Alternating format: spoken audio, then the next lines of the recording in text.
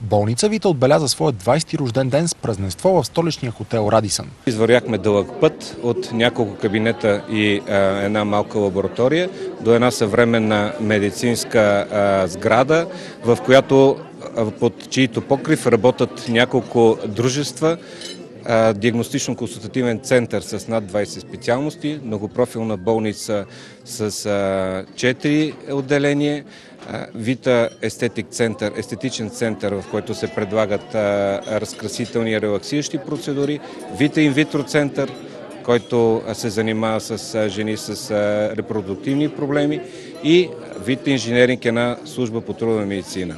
По случай годишнината си, болница Вита обяви за своите пациенти, приятели и гости месец на здравето.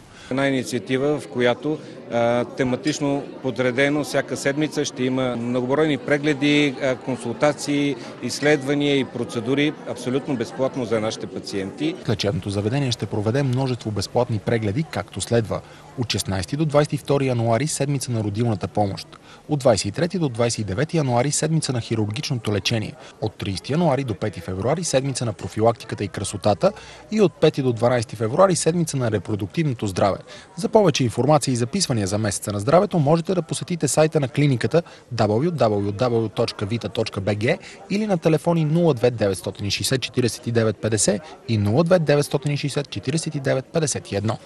Ежемесечно в кабинетите на диагностично-консултативния център се обслужват над 6000 души.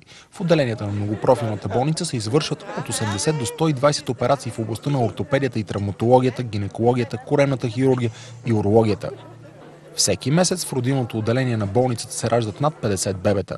Вита е първото оторизирано от посолство на Съединените щати лечебно заведение за извършване на прегледи на кандидатите за емигрантски визи.